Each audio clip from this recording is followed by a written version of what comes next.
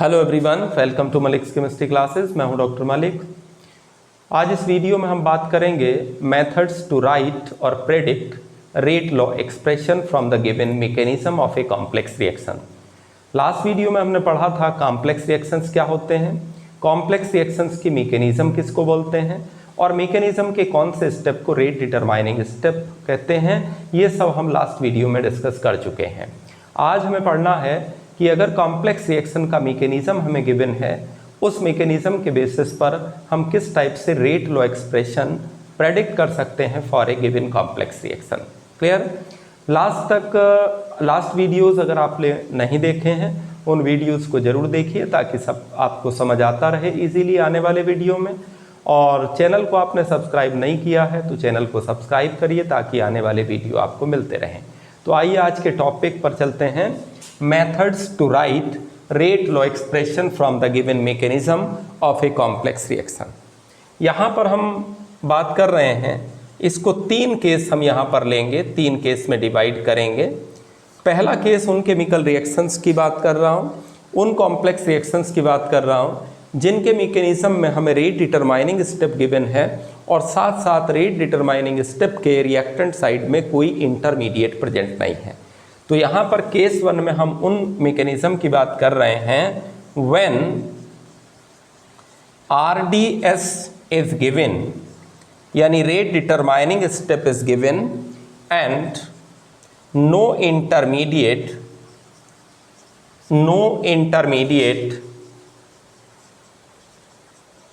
Are present in the reactant side of rate determining step।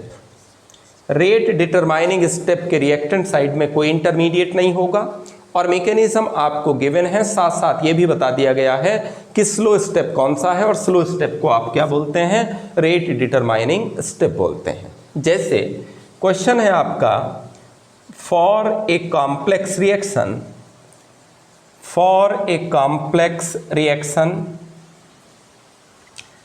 2N2O5 gas gives 4NO2 gas plus O2 gas। It is a complex reaction for which probable mechanism is step 1 N2O5 gas gives NO2 gas plus NO3 gas। In the second step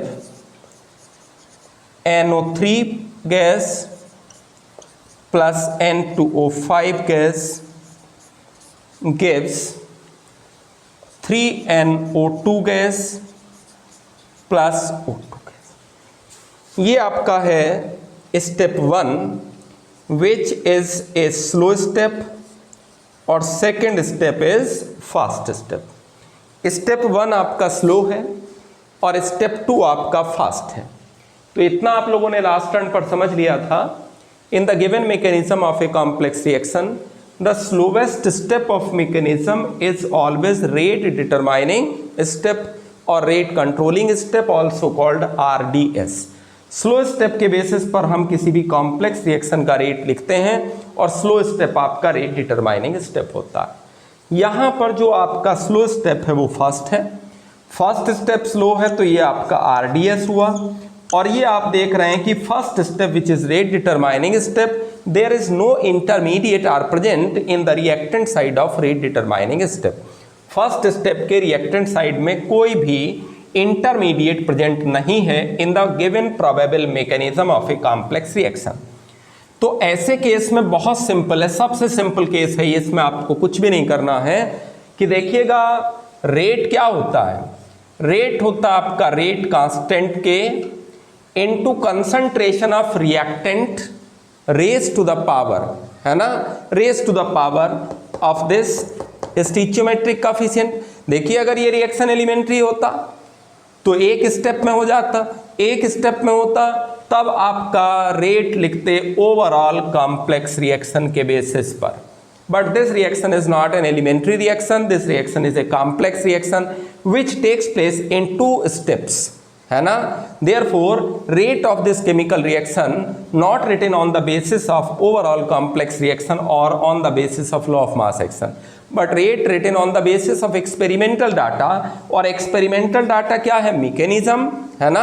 और जिस mechanism का slowest step आपका rate determining step होता है, और rate determining step पे reactant side में कोई इंटरमीडिएट है नहीं, ओनली N2O5 रिएक्टेंट है, और N2O5 रिएक्टेंट का स्टिचियोमेट्रिक कोफिशिएंट 1 है. तो rate is equal to rate constant into concentration of N2O5 raised to the power 1, क्योंकि in rate determining step the stoichiometric coefficient of reactant is 1, reactant is N2O5. तो rate equal to rate constant into concentration of N2O5 raised to the power 1, this stoichiometric coefficient. Clear है? इस तरह का बहुत simple question है ये, कि जब आपका रेट डिटरमाइनिंग स्टेप गिवन है और रेट डिटरमाइनिंग स्टेप के रिएक्टेंट साइड में कोई इंटरमीडिएट प्रेजेंट नहीं है. एक क्वेश्चन और देख लेते हैं, फिर सेकंड केस पर जाएंगे. इससे आसान कुछ नहीं हो सकता रेट लॉ एक्सप्रेशन प्रेडिक्ट करने के लिए from the given mechanism. Very simple case, when RDS is given and no intermediate are present in the reactant side of RDS. Question second में लिख रहा. For a complex reaction,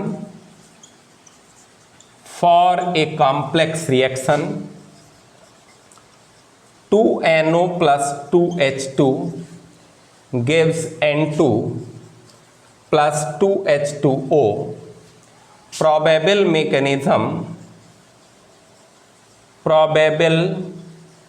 mechanism is step 1, 2NO plus H2 gives N2 plus H2O2. Second step, H2O2 plus H2 gives 2H2O. It is second step of mechanism. ये बता दिया गया है question में कि स्टेप 1 आपका स्लो है, स्टेप 2 आपका फास्ट है. स्लो स्टेप फर्स्ट है, it is rate determining step RDS, और RDS के रिएक्टेंट साइड में कोई इंटरमीडिएट प्रेजेंट नहीं है. इंटरमीडिएट का मतलब कि जो आपका रिएक्शन के दौरान बने और साथ साथ नेक्स्ट स्टेप में कंज्यूम हो जाए, like H2O2 is an intermediate in this chemical reaction, but there is no intermediate in the reactant side of RDS. In such cases direct आप रेट लिख देंगे on the basis of rate determining step. तो आपका rate हो जाएगा इस chemical reaction का rate constant into concentration of NO to the power क्या होगा 2 in the rate determining step. Coefficient of NO 2 है, multiplied by the concentration of H2O2. It is also the reactant in the rate determining step whose stoichiometric coefficient is 1. Then the concentration of H2 raised to the power 1.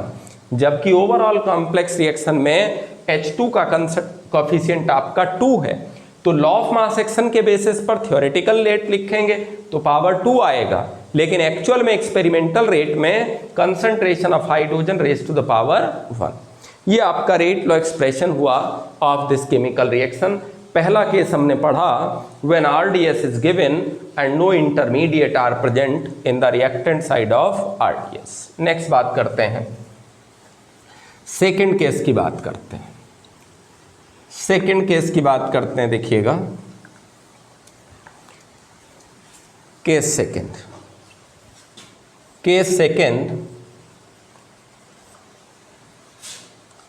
RDS is given and intermediate are present in the reactant side, in the reactant side of RDS. RDS दिया है और साथ साथ RDS के reactant side में intermediate present भी है. ऐसे केस में हम करेंगे elimination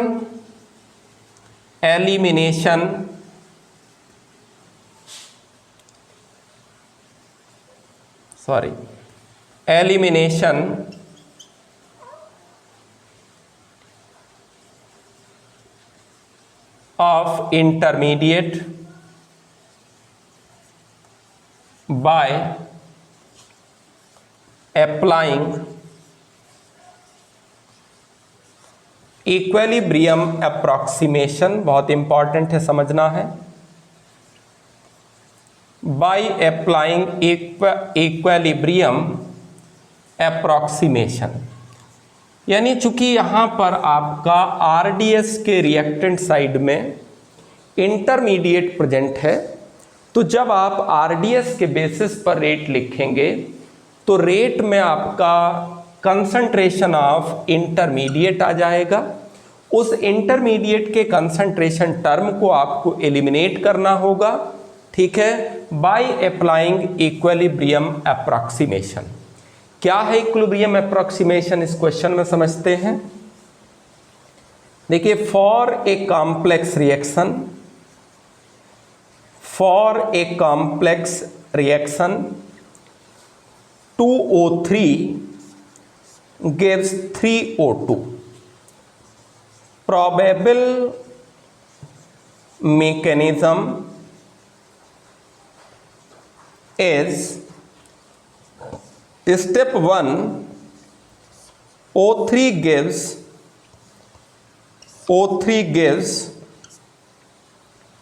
O2 plus O। Second step में O3 plus O gives 2O2। ये स्टेप आपका स्लो है, ये स्टेप आपका फास्ट है और ये स्टेप आपका स्लो है।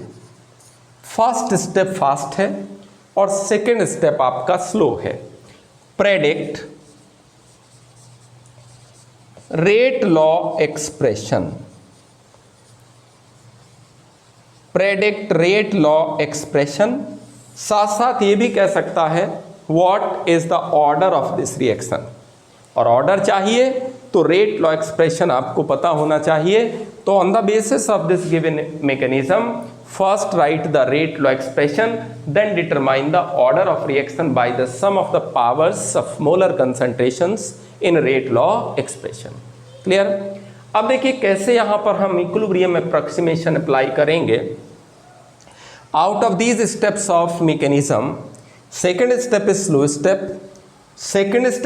Step, and slow step is rate determining step. तो आपका सेकेंड स्टेप जो है आपका रेट डिटरमाइनिंग स्टेप होगा। रेट डिटरमाइनिंग सेकेंड स्टेप है तो आप सेकेंड स्टेप के बेसिस पर रेट लिखेंगे और साथ साथ यहाँ पर रेट डिटरमाइनिंग स्टेप में रिएक्टेंट साइड में आपका इंटरमीडिएट प्रेजेंट है। यहाँ पर intermediate oxygen atom are present in the reactant side of RDS, इसीलिए केस सेकंड में ऐसे केमिकल रिएक्शन को हमने रखा। ठीक, अब रेट लिखते हैं on the basis of RDS. RDS second step है। रेट हमेशा कॉम्प्लेक्स रिएक्शंस के मैकेनिज्म में जब गिवन होगा तो रेट हमेशा लिखते हैं on the basis of rate determining step, not on the basis of overall complex reaction. तो आपका सेकेंड स्टेप जो कि रेट डिटरमाइनिंग स्टेप है, उसके बेसिस पर हम लिख रहे हैं आपका रेट। तो देखो रेट क्या होता है, इस स्टेप का रेट कांस्टेंट मान लीजिए K1 है। तो देखो रेट कितना होगा, रेट होगा आपका K1 into concentration of O3 into concentration of O, ये इक्वेशन 1 हो गया। O3 का coefficient in rate determining step 1 है, तो O3 का power raise to power 1। Oxygen atom का coefficient in rate determining step आपका also 1, therefore concentration of oxygen atom raise to the power 1। अब प्रॉब्लम यहाँ पर यह है कि यहाँ पर ऑक्सीजन एटम की कंसंट्रेशन रिक्वायर्ड होगी for calculation of rate of this chemical reaction. अगर numerical value of this and this given हो तो रेट कैलकुलेट कर सकते हैं। लेकिन चूंकि ऑक्सीजन एटम आपका एक इंटरमीडिएट है, पहले स्टेप में फॉर्म होगा, साथ साथ कंज्यूम होता रहेगा इन सेकेंड स्टेप। तो इसके कंसंट्रेशन को डिटरमाइन करना प्रैक्टिकली पॉसिबल नहीं है। तो इसको डिटरमाइन करने के लिए हम चाहते हैं कि यहाँ पर ऑक्सीजन एटम के कंसंट्रेशन को एलिमिनेट कर दें और जो नॉन वैल्यूज ऑफ कंसंट्रेशन है वो आपके place of oxygen atom concentration आ जाए। इसके लिए हमें अप्लाई करना है इक्विलिब्रियम अप्रॉक्सीमेशन। क्या है इक्विलिब्रियम अप्रॉक्सीमेशन? नाम से क्लियर हुआ होगा। इक्विलिब्रियम तो आप जानते हैं 11th क्लास में पढ़ा है, when rate of forward direction becomes equal to rate of backward direction, the state of reaction is called equilibrium state। Clear? लेकिन यहाँ पर साथ में हमने अप्रॉक्सीमेशन लिखा है, इसका मतलब रिएक्शन में एग्जैक्टली इक्विलिब्रियम स्टेट एस्टेब्लिश नहीं होगा बल्कि अप्रॉक्सीमेटली इक्विलिब्रियम स्टेट होगा। अप्रॉक्सीमेटली इक्विलिब्रियम स्टेट का मतलब rate of forward reaction becomes approximately equal to rate of backward reaction. कैसे? देखिएगा, फर्स्ट स्टेप है आपका O3, रिवर्सिबल स्टेप लिखा है पीछे भी, ये दोनों डायरेक्शन में रिएक्शन होगा O2 प्लस O बना, और सेकेंड स्टेप में आपका नेक्स्ट मॉलिक्यूल O3 इंटरमीडिएट से टकराया, 2O2 बना। ये आपका स्लो है और पहला स्टेप आपका फास्ट है। देखिए, पहला स्टेप फास्ट है, सेकेंड स्टेप स्लो है। दो बात समझें, इंटरमीडिएट ऑक्सीजन एटम का फॉर्मेशन फर्स्ट रिएक्शन के फॉरवर्ड डायरेक्शन में ये फॉर्म होगा, लेकिन कंज्यूम इस दो जगह होगा, एक तो फर्स्ट रिएक्शन के बैकवर्ड डायरेक्शन में ऑक्सीजन एटम इंटरमीडिएट का कंजम्पशन होगा और साथ साथ इंटरमीडिएट का कंजम्पशन सेकेंड स्टेप में भी होगा। यानी फॉर्मेशन एक रिएक्शन के थ्रू हुआ, forward reaction of first step, है ना, but consumption takes place in 2 steps, backward direction of first reaction and second reaction, ये स्लो स्टेप जो है। सेकेंड स्टेप चूंकि स्लो स्टेप है तो यहां पर very little amount of oxygen atoms consume होगा इन सेकेंड स्टेप। ठीक है, mostly oxygen atoms are consumed in backward direction of first reaction. For example, अगर पर सेकेंड 1000 एटम बनते हैं पर सेकेंड या 1 सेकेंड में, in a single second 1000 atom form होते हैं ऑक्सीजन एटम के। Out of these 1000 atoms of oxygen, a very less number और very little number of oxygen atom consume in second step because it is a slow step. तो यहां पर मान लीजिए suppose that 5 atom consume हो जाते हैं इन सेकेंड स्टेप, तो 995 एटम कहां जाएंगे? वापस कंज्यूम हो जाएंगे बैकवर्ड डायरेक्शन में। तो यहां पर 1000 एटम फॉर्म हुआ फॉरवर्ड डायरेक्शन में और 995 एटम कंज्यूम हो गया बैकवर्ड डायरेक्शन में। तो rate of forward direction approximately equal to rate of backward direction होगा फर्स्ट रिएक्शन के केस में। ऐसा क्यों हो पाया? Because second step is a slow step, therefore the rate of forward direction becomes approximately equal to rate of backward direction in first step. Clear? तो अगर ऐसा अप्रॉक्सीमेशन होगा, इसी को हम कहेंगे कि फर्स्ट स्टेप में अप्रॉक्सीमेटली इक्विलिब्रियम एस्टेब्लिश हो गया है, क्योंकि rate of forward approximately equal to rate of backward reaction. तो यहां पर हम, चूंकि इसमें अप्रॉक्सीमेटली इक्विलिब्रियम आ गया, अगर इसका इक्विलिब्रियम कांस्टेंट k है तो हम इक्विलिब्रियम कांस्टेंट का वैल्यू लिख सकते हैं बाय अप्लाइंग इक्विलिब्रियम approximation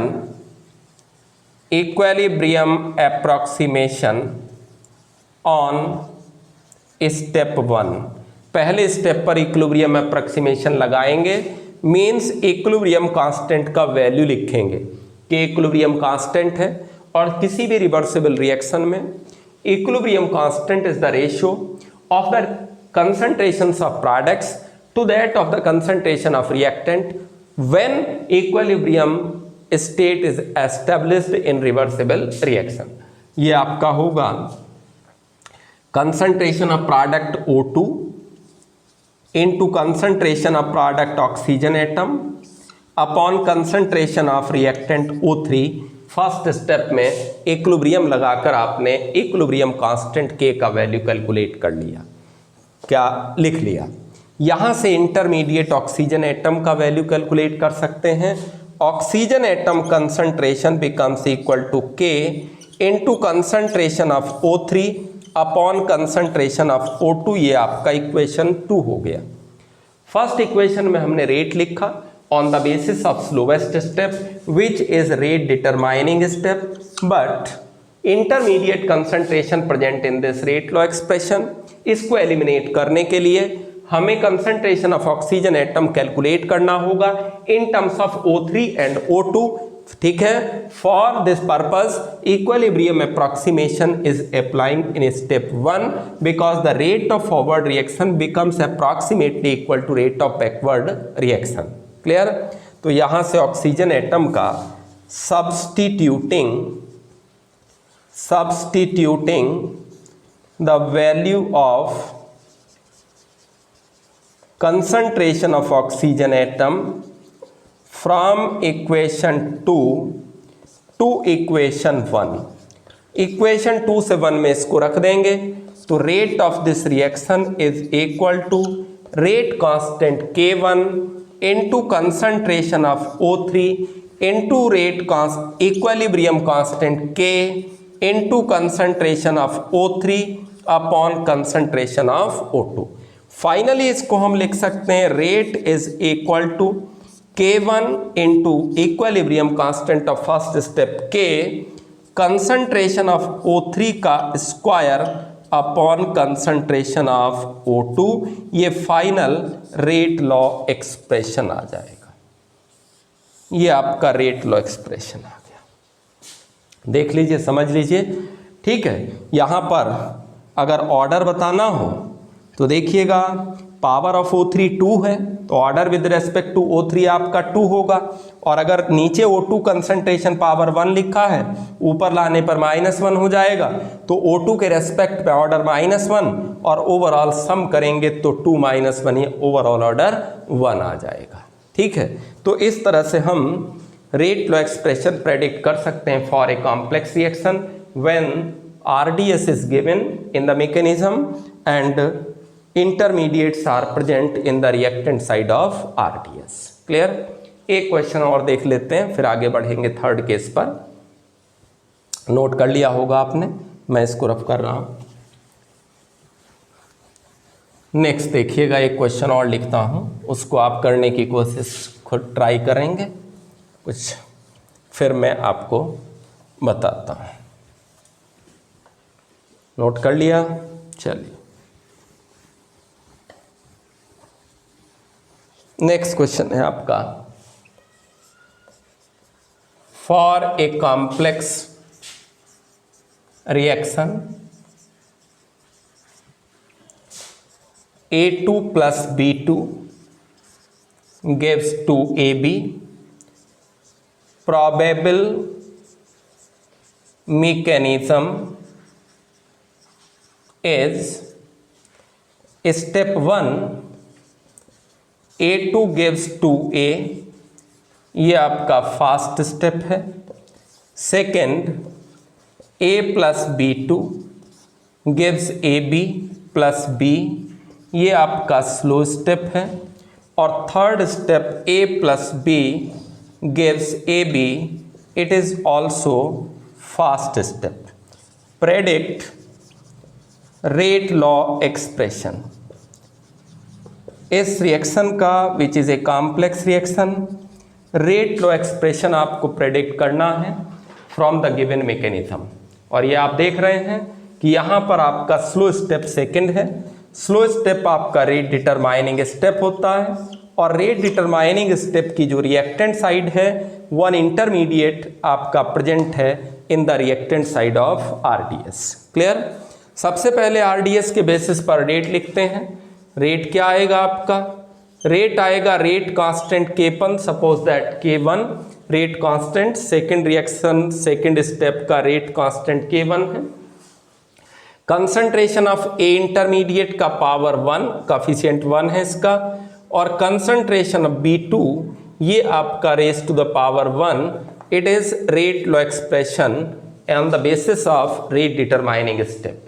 ठीक है, अब बात आती है कि यहाँ पर A इंटरमीडिएट है, इस इंटरमीडिएट की कंसंट्रेशन को हमें एलिमिनेट करना है फ्रॉम रेट लॉ एक्सप्रेशन। इस पर्पज से हमें ऐसे केस में क्या अप्लाई करते हैं, इक्विलिब्रियम अप्रॉक्सीमेशन। पहला स्टेप आपका रिवर्सिबल है। नेक्स्ट लो स्टेप रेट डिटरमाइनिंग स्टेप है। रेट डिटरमाइनिंग स्टेप के बेसिस पर हमने रेट लॉ एक्सप्रेशन लिख दिया और इस इंटरमीडिएट के कंसंट्रेशन को यहां से एलिमिनेट करने के लिए फर्स्ट स्टेप जो कि फास्ट और साथ साथ रिवर्सिबल है, इस पर इक्विलिब्रियम अप्रॉक्सीमेशन अप्लाई करेंगे। इक्विलिब्रियम अप्रॉक्सीमेशन अप्लाई करने का मतलब by applying equilibrium approximation on step 1, पहले स्टेप पर इक्विलिब्रियम अप्रॉक्सीमेशन अप्लाई करना है, मींस इक्विलिब्रियम कांस्टेंट का वैल्यू लिखना है। इक्विलिब्रियम कांस्टेंट के का वैल्यू होगा concentration of A to the power 2 upon concentration of A2, it is equation 2। यहां से हम value of A square calculate कर लेंगे, ये आपका K into concentration of A2 आ गया। रिक्वायर्ड है value of concentration of A, not A square, तो यहां से कंसंट्रेशन ऑफ A ये आ जाएगा आपका K to the power half into concentration of A2 to the power half. ये इक्वेशन 2 इसको आप लिखें, ठीक है। बाय सब्स्टिट्यूटिंग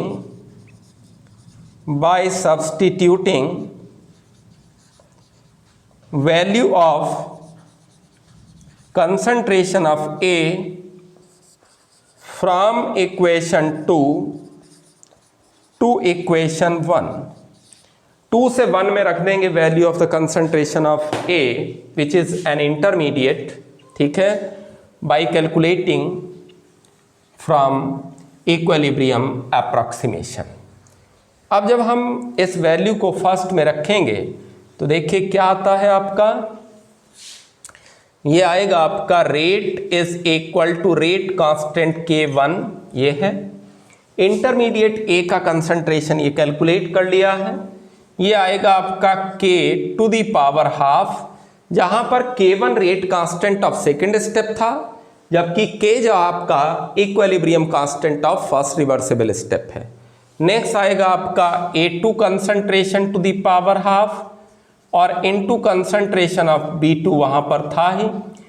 इन दोनों कांस्टेंट के बेसिस आप चाहें ऐसा भी लिखा छोड़ सकते हैं, और चूंकि K1 भी कांस्टेंट है, K भी कांस्टेंट है, इन दोनों के प्लेस पर कोई अनदर कांस्टेंट स्मॉल k लिख सकते हैं, because the product of two different constant is also constant, into concentration of A2 to the power half और concentration of B2 to the power 1। It is rate law expression for the given complex reaction, ठीक है, where the rate determining step of mechanism is given and one intermediate is present in the reactant side of RDS, clear। साथ साथ अगर इसका order भी पूछ लिया जाए तो ऑर्डर बहुत सिंपल है। If the rate law expression is given, simply sum of the powers of the concentration terms in rate law expression is called order. तो order of this reaction becomes plus 1/2 plus 1, it is 3/2। ये fractional order का आपका reaction होगा, clear है। तो अभी हमने दो केस डिस्कस किए हैं। पहला केस जहां पर आरडीएस गिवन था और आरडीएस के रिएक्टेंट साइड में कोई इंटरमीडिएट नहीं होता है, ऐसे रिएक्शंस को हमने केस 1 में लिया है। सेकेंड केस में हमने उन कॉम्प्लेक्स रिएक्शंस को लिया है when RDS is given but intermediates are present in the reactant side of RDS, clear है, नोट कर लीजिए। थर्ड केस में हम उन केमिकल रिएक्शंस को, उन कॉम्प्लेक्स रिएक्शंस को लेंगे जिनके मैकेनिज्म में आरडीएस गिवन ही नहीं होगा, यानी रेट डिटरमाइनिंग स्टेप कौन सा है, यानी स्लो स्टेप और फास्ट स्टेप के बारे में आपको नहीं बताया जाएगा। एक चीज और बता दें, हम फास्ट स्टेप कौन होगा, स्लो स्टेप कौन होगा, इसको एनर्जी कोऑर्डिनेट के बेसिस पर भी पढ़ते हैं, लेकिन चूंकि अभी मैंने एनर्जी एक्टिवेशन, एनर्जी वगैरह के बारे में नहीं पढ़ाया है, इसलिए मैं एनर्जी के बारे में अभी डिस्कस नहीं कर रहा हूं। आगे जब आ जाएगा एनर्जी ऑफ एक्टिवेशन पढ़ा देंगे, तब इसको एक बार फिर से बता दिया जाएगा कि स्लो स्टेप के केस में एनर्जी का डायग्राम कैसा होगा, फर्स्ट स्टेप में एनर्जी का यानी एनर्जी डायग्राम से आप पीक देख करके कैसे पहचान सकते हैं कि कौन सा स्टेप फास्ट है कौन सा स्लो है, ये आगे डिस्कस करेंगे। क्लियर? तो अब हम बात करने जा रहे हैं prediction of rate law expression on the basis of mechanism if RDS is not given, third case when RDS is not given। तो आपका केस थर्ड हम यहां पर लिख रहे हैं when rate determining step is not given, rate determining step is not given। Clear है? कौन से इसमें क्या करेंगे, यहां पर हमें अप्लाई करना है bye applying steady state approximation, bye applying steady state approximation. पहले क्या पढ़ाया है हमने, बाय अप्लाइंग इक्विलिब्रियम अप्रोक्सीमेशन। अब हम क्या कह रहे हैं, स्टेडी स्टेट अप्रोक्सीमेशन अप्लाई करना है। अब अप्लाई करने के लिए स्टेडी स्टेट अप्रोक्सीमेशन हमें पहले ये पता होना चाहिए कि स्टेडी स्टेट होता क्या है। स्टेडी स्टेट को हम स्टेशनरी स्टेट भी बोल देते हैं। और ये कैसे रिएक्शन में आएगा, जहां इंटरमीडिएट कोई बनेगा।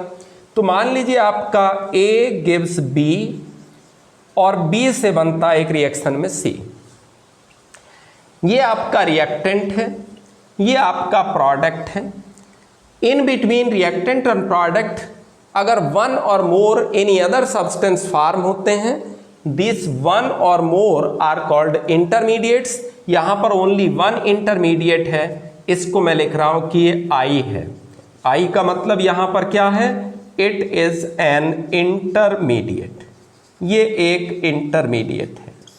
I बनेगा, कंज्यूम हो जाएगा साइमल्टेनियसली। जैसे A से प्रोडक्ट B, A से इंटरमीडिएट B का फॉर्मेशन होगा, simultaneously intermediate B converted into product C। तो यहां पर अगर हम ग्राफ प्लॉट करें, कंसंट्रेशन ऑफ इंटरमीडिएट को प्लॉट करें, कंसंट्रेशन ऑफ इंटरमीडिएट B को प्लॉट करें, मैंने B को इंटरमीडिएट लिखा है। तो देखिए स्टार्टिंग में we have only reactant A but not intermediate B। ठीक है, तो आपका A B में कन्वर्ट होगा, लेकिन B का C में कन्वर्जन नहीं होगा। या in the very beginning rate of formation of B is very high but rate of conversion of B into C is very slow. धीरे धीरे कंसंट्रेशन ऑफ B बढ़ता जाएगा तो rate of conversion of B intermediate into product C भी increase होगा। Clear है? तो एक ऐसा स्टेज आएगा स्टार्टिंग में, यहां पर मैंने टाइम को प्लॉट किया है। शुरुआत में कंसंट्रेशन ऑफ इंटरमीडिएट बढ़ेगा क्योंकि rate of formation of B from A is high but the rate of conversion of intermediate B into product C is very low because of the less concentration of B in the beginning. Clear है? धीरे धीरे formation होगा तो concentration of intermediate भी increase होगा। ठीक है, तो इंक्रीज होगा concentration of intermediate B, as a result the rate of conversion of B into product C also increases with the passage of time. बढ़ने के बाद एक ऐसा स्टेज आएगा कि जिस रेट से A का B में कन्वर्जन होगा या B का फॉर्मेशन होगा इन फर्स्ट स्टेप, सेम रेट से B का प्रोडक्ट C में कन्वर्जन होगा इन सेकेंड स्टेप। तो इस टाइम पर rate of formation of B becomes equal to rate of consumption of B in second step, so the concentration of intermediate becomes constant at this time। तो graph आपका इस तरह का कुछ आएगा, ये कांस्टेंट हो जाएगा। कब कांस्टेंट हो जाएगा? when rate of formation of B in first step becomes almost equal to the rate of consumption of B in the second step। ठीक है, लास्ट में आकर के जब ऑलमोस्ट A B में कन्वर्ट हो जाएगा तो rate of first step becomes very slow, ये स्लो हो जाएगा, और रेट ऑफ सेकेंड स्टेप या conversion of B into C ये फास्ट होगा। तो कंजम्पशन होगा तेजी से, कंजम्पशन तेजी से होगा तो बी का कंसंट्रेशन सिर्फ डिक्रीज होगा, क्योंकि सेकेंड स्टेप में इंटरमीडिएट बी कंज्यूम तो होगा, फर्स्ट स्टेप में इसका फॉर्मेशन नहीं होगा।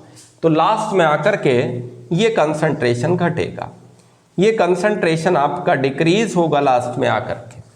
ये जो स्टेट है when the concentration of intermediate becomes constant, इसी स्टेट को आप क्या बोलते हैं, स्टेडी स्टेट, और इसी को आप बोलते हैं स्टेशनरी स्टेट, स्टेशनरी स्टेट। तो स्टेशनरी स्टेट या स्टेडी स्टेट क्या है, when the concentration of intermediate becomes constant. साथ साथ ये भी हम कह सकते हैं concentration of B intermediate constant कब होगा, जब rate of formation of B becomes equal to the rate of consumption of B. और अगर rate of formation of B rate of consumption of B के इक्वल हो गया तो बी का नेट रेट ऑफ फॉर्मेशन क्या हो जाएगा, 0 हो जाएगा। तो यहां पर आप ये कह सकते हैं in steady state net rate of formation of intermediate dB upon dt ये आपका 0 हो जाएगा। क्लियर, इन स्टेडी स्टेट, ये बात आप समझ लें। तो अभी हमने समझा है कि स्टेडी स्टेट क्या है या स्टेशनरी स्टेट क्या है। क्लियर है, स्टेडी स्टेट वो है जब इंटरमीडिएट का कंसंट्रेशन कांस्टेंट हो जाए, neither increase nor decrease takes place in the concentration of intermediate, or the net rate of formation of intermediate becomes equal to 0, because the rate of formation of intermediate becomes equal to the rate of consumption of intermediate. Clear है। चलिए अब एक question देखते हैं, on the basis of this rate steady state approximation। Question मैं आपके सामने लिख रहा हूं, आप ट्राई करेंगे इसको कैसे डील करना, इस तरह के क्वेश्चंस को, इस तरह के क्वेश्चंस को कैसे करेंगे जबकि रेट डिटरमाइनिंग स्टेप गिवन नहीं है। और रेट डिटरमाइनिंग स्टेप अगर गिवन नहीं होगा तो आप एलिमिनेट करेंगे by applying steady state approximation. और स्टेडी स्टेट अप्रॉक्सीमेशन क्या है, when net rate of formation of intermediate becomes equal to 0 because the rate of formation becomes equal to rate of consumption. Clear है, लिखते हैं question. For a complex reaction, for a complex reaction 2A3 gives 3A2, ये कोई reaction है। Probable mechanism is step 1 A3 gives A2 plus A, और second step में A plus A3 gives 2A2। लेकिन यहाँ हमें ये नहीं पता है कि out of these two steps which one is slow और which one is fast. Slow अगर पता होता तो slow step rate determining step होता, और स्लो स्टेप या रेट डिटरमाइनिंग स्टेप RDS अगर गिवन हो तब रेट लो एक्सप्रेशन प्रेडिक्ट करने के पिछले 2 केस बताए हैं। एक जगह जब RDS के रिएक्टेंट साइड में कोई इंटरमीडिएट नहीं होगा, और एक जगह जब RDS के रिएक्टेंट साइड में इंटरमीडिएट होगा। बट थर्ड केस हम जो पढ़ रहे हैं, it is a case when RDS is not given, यानी रेट डिटरमाइनिंग स्टेप या स्लो फास्ट के बारे में हमें कोई आइडिया नहीं प्रोवाइड किया गया है। क्लियर, मान लीजिए इस स्टेप का रेट कांस्टेंट K1 है और इस स्टेप का रेट कांस्टेंट आपका K2 है। क्लियर है, ये जो आपका ऊपर केमिकल रिएक्शन लिखा है ओवरऑल कॉम्प्लेक्स रिएक्शन, इसके रेट को हम प्रेडिक्ट कर सकते हैं।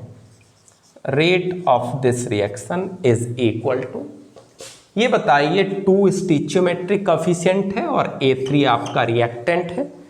तो इस रिएक्शन के रेट के लिए रिप्रेजेंटेशन क्या होगा, -1/2, minus because A3 is a reactant, ठीक है, और 2 स्टिचियोमेट्रिक कोफिशिएंट से डिवाइड कर दिया, इनटू का change in concentration dA3 upon dt.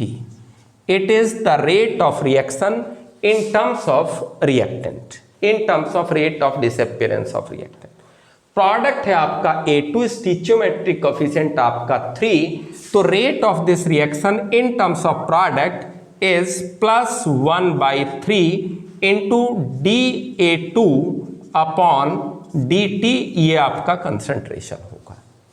Rate आप कैलकुलेट कर सकते हैं if we have the value of dA3 upon dt और the value of dA2 upon dt, तो या तो dA3 अपॉन dt का वैल्यू यहां रख दो, रेट आ जाएगा, और dA2 अपॉन dt का वैल्यू अप्लाई कर दें तब भी आपका रेट आ जाएगा। तो either dA3 upon dt calculate करना हमारा पर्पस है या फिर dA2 अपॉन dt। तो हम dA3 अपॉन dt कैलकुलेट करते हैं। देखिए कैसे, dA3 अपॉन dt में कैलकुलेट करने जा रहा हूं। ये रिएक्शन है आपके सामने लिखा हुआ। इस रिएक्शन में आपका dA3 upon dt, dA3 upon dt ये इक्वल होगा नेट, मैं बोल रहा हूं इसको नेट dA3 अपॉन dt, यानी कहीं फार्म हुआ हो, कंज्यूम हुआ हो, नेट। कैसे पता चलेगा? dA3 upon dt first step में कितना है और dA3 upon dt second step में। तो dA3 upon dt net is equal to dA3 upon dt in step 1 plus dA3 upon dt in step second. ये हमारा काम है। फिर हमने चूंकि यहां पर स्टेडी स्टेट अप्रोक्सीमेशन अप्लाई करना है, और स्टेडी स्टेट में क्या होता है, net rate of formation of intermediate 0। Intermediate कौन है? ए इंटरमीडिएट है, तो इसका नेट रेट फॉर्मेशन कैलकुलेट करना होगा ताकि उसको इक्वल टू 0 रख सकें।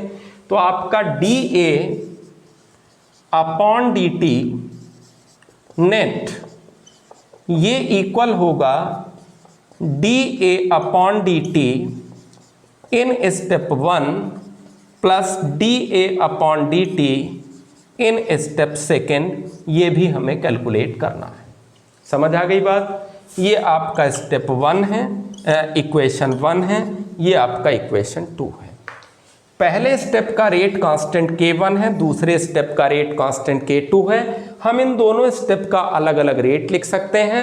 फर्स्ट स्टेप का रेट R1 होगा और R1 इक्वल होगा K1 into concentration of A3, ठीक है। और K1 into concentration of A3 को हम लिख सकते हैं either equal to minus dA3 upon dt also equal to plus dA2 upon dt also equal to plus dA upon dt। समझ लीजिए बात। पहले स्टेप का रेट कांस्टेंट K1 है, कंसंट्रेशन रिएक्टेंट कौन है? A3 है, तो rate of reaction equal to K1 into A3, और इसको रिप्रेजेंट कर सकते हैं in terms of rate of disappearance of A3, in terms of rate of formation of A2 यानी plus dA2 upon dt, in terms of rate of formation of A यानी plus dA upon dt। Similarly rate of second step R2 is equal to K2 into concentration of A into concentration of A3, और ये equal होगा minus dA upon dt also equal to minus dA3 upon dt, and it is also equal to plus 1/2 dA2 upon dt। ये भी equal होगा। Clear है? अब यहां पर हम क्या चाहते हैं? dA3 अपॉन dt कैलकुलेट करना फॉर दिस कैलकुलेशन, और इसके लिए हमें इंटरमीडिएट के कंसंट्रेशन नेट रेट फॉर्मेशन चाहिए ताकि स्टेडी स्टेट अप्लाई किया जा सके। इन दोनों का वैल्यू हमें चाहिए। तो देखो जरा कैसे कैलकुलेट करेंगे, कैसे कैलकुलेट करेंगे। हम इक्वेशन 1 पर आते हैं।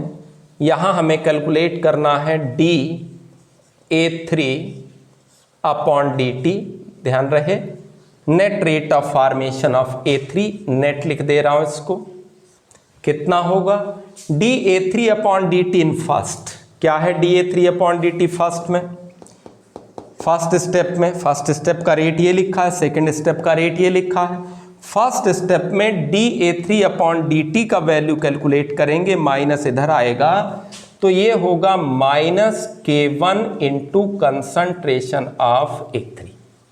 फिर dA3 अपॉन dt इन सेकेंड स्टेप, क्या होगा सेकेंड स्टेप में dA3 अपॉन dt, ये भी आपका minus K2 into concentration of A3 into concentration of A, ये आपका आना है नेट dA3 अपॉन dt।